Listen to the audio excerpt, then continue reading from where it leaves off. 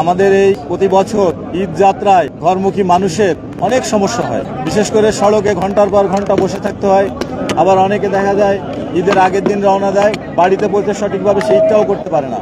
এই জন্য আমরা এবছর অত্যন্ত গুরুত্ব দিয়ে আমাদের ঈদ যাত্রায় যাতে যাত্রীদের কোনো ধরনের হয়রানি, টিকিটের মূল্য বেশি নেওয়া, রোডে কোনো ব্লকেট না হয়, যানজট না হয়, সেটা এনশিওর করার জন্য সকল মহাসড়কে আমাদের সরকারের পক্ষ থেকেও কোঅর্ডিনেশন মিটিং করা হয়েছে। বিশেষ করে স্বরাষ্ট্র মন্ত্রণালয়, যোগাযোগ মন্ত্রণালয়ের মন্ত্রী এবং স্বরাষ্ট্র মন্ত্রণালয়ের মন্ত্রী মহোদয়ের নেতৃত্বেও আমাদের কোঅর্ডিনেশন মিটিং হয়েছে, ইতিপূর্বে আপনারা জানেন। তো তাদের নির্দেশনা এবং আমাদের ফিল্ডে যারা কাজ করছে তাদের প্রায়োগিক জ্ঞান, এই দুইটা কাজে লাগিয়ে আমাদের নিজস্ব প্রযুক্তির মাধ্যমে কিভাবে আমাদের এই সড়ক ব্যবস্থাপনা, ট্রাফিক ব্যবস্থাপনাকে উন্নত করা যায়, সেজন্য আমরা গুরুত্ব সহকারে কাজ করছি। দেখেন, আমার সঙ্গে আমার ট্রাফিক বিভাগ থেকে শুরু করে অন্য বিভাগের লোকজনও হাজির।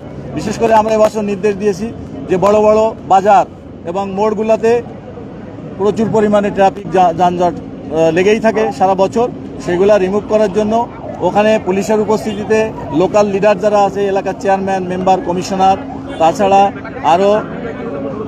আরও সুধী লোকজনকে নিয়ে ওই এলাকায় যাতে কোনোভাবে যানজট না হয়।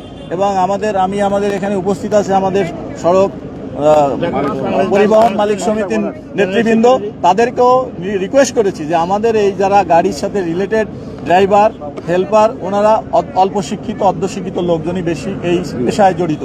তো তারা কিন্তু অনেক সময় আমাদের ট্রাফিক আইনটাও জানে না, তারপরে ট্রাফিক সিগন্যালিং বুঝে না, ট্রাফিক আইনটা মেনে চলে না, সড়কে যত্রতত্র গাড়ি রাখে এবং মাঝখানে একটা গাড়ি রেখে যাচ্ছে, কিন্তু সে চিন্তা করে না আমার পিছনে অন্য গাড়িগুলো ব্লক হয়ে যাবে।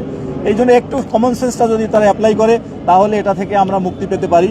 এই জন্য আমি আপনাদেরকে রিকোয়েস্ট অলরেডি বলেছি যে আপনারা একটা প্যাকেজ প্রোগ্রাম নেন, যে তাদেরকে মোটিভেশনাল প্রোগ্রাম, ট্রাফিক আইনটা শিক্ষা দেওয়া, তারপরে ফিডার রোড থেকে যখন গাড়িটা উঠবে অগ্রাধিকার কার, মেইন রোডে, এই জিনিসগুলো আমরা বুঝি না। দেখেন, জেব্রা ক্রসিংয়ে গাড়িটা এসে জেব্রা ক্রসিংটা বন্ধ করে, ওই জেব্রা ক্রসিংটা পথচারী পারাপারের জন্য, অথচ পৃথিবীর সকল দেশে জেব্রা ক্রসিংটার পিছনে ডেড স্টপ হয় গাড়ি সবসময়।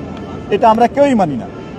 এখনই দেখেন, আমরা এই সড়কটা ক্লিন করতে আসছি, কিন্তু আমাদের সাংবাদিক ভাইদের গাড়ি, পুলিশের গাড়ি, তারাও কিন্তু জায়গার অভাবে তো গাড়িটা এক লাইনে, সিঙ্গেল লাইনে না রেখে রাস্তা অর্ধেক বন্ধ করে ফেলছে।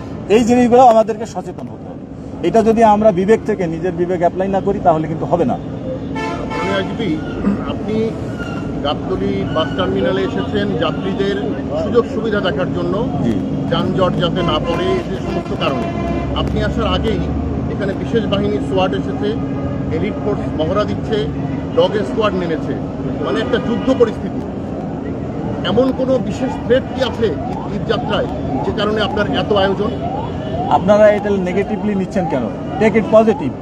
আপনারা সবকিছু পজিটিভলি চিন্তা করেন। এখানে আইন শৃঙ্খলাও জড়িত, এখানে আপনার মাদক সেবীরা আছে, তারপরে আপনারা ছিনতাইকারী আছে, সব ধরনের লোকই আছে। এই জন্য আমি এবার সারা বাংলাদেশে সকল ইউনিটকে বলে দিয়েছি, শুধু ট্রাফিক নয়, এই ঈদ যাত্রা সুষ্ঠু সুন্দর করার জন্য সকল ইউনিটের অফিসাররা এবং ফোর্স এখানে ডিপ্লয় থাকবে, সব সারা বাংলাদেশ, সব জায়গাতে। থ্রেট নাই, তারপরেও আমি জনগণকে মেসেজ দিতে চাই, বাংলাদেশ পুলিশ তৎপর, কোনো অনাকাঙ্ক্ষিত ঘটনা, কোনো অন্যায়, কোনো কিছুর সাথে কম্প্রোমাইজ নাই। মাননীয় আইজিপি, আমরা টার্মিনালগুলোতে যাত্রীদের উপস্থিতি তুলনামূলক কম দেখছি। এর বড় একটা কারণ বলছে যে ঢাকা শহরের অলিগলিতে গজে উঠেছে অনেক বাস কাউন্টার।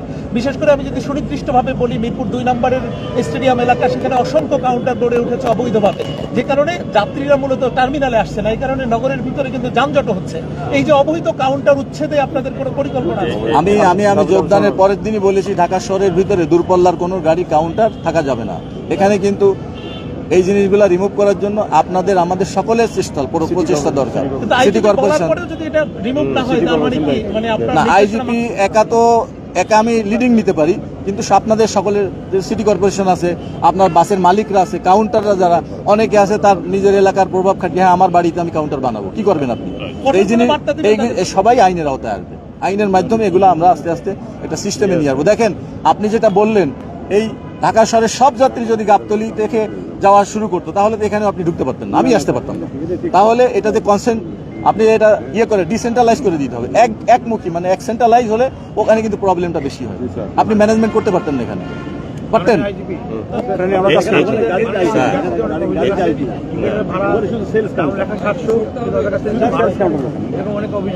এটা আপনার স্ট্র্যাটেজি কোনো প্রমাণ আছে? আমি এই মাত্র এখানে একটা কাউন্টারে গেলাম, তো বললো টিকিট কত ভাই, সরকারিভাবে লেখা 680, উনি 80 টাকা কমে 600 টাকা দিয়ে টিকিটটা নিলেন। যাত্রী নিজেই বললো যে আমি স্যাটিসফাইড স্যার। আমাদের কাছে প্রমাণ আছে যে 300 টাকার ভাড়া 700 টাকা আজকে এখানে নেওয়া হয়েছে, এবং এরকম প্রমাণও আছে যে কাউন্টারে টিকিট পাচ্ছে না। তা আমি বলি আপনাদের সাথে কিন্তু এখানে ম্যাজিস্ট্রেটও আছে, মেট্রোপলিটন ম্যাজিস্ট্রেট। সাধারণ মানুষ তারা জানেই না কার কাছে তারা সে নালিশটা দিবে। আপনি বলছেন পুলিশ তদারকি করবে, পুলিশই করে তদারকি করতে আমরা দেখি না। আমি এটাই তো আমাদের প্রবলেম, আইন না জানাও কিন্তু একটা অপরাধ। এটা কি জানেন জানানোর আপনারা? দায়িত্ব কার? জানানোর দায়িত্ব আপনার নিজে জানবেন, আপনি আইন পড়বেন, প্রচলিত দেশের আইন জানা এজ এ নাগরিক হিসাবে এটা তো আপনার citizen right, first and foremost duty, আপনাকে আইন জানতে হবে। আপনি জানেন না বলে আইসা বলবেন যে আমি এটা জানতাম না, এটা তো কোনো অজুহাত মানা হবে না।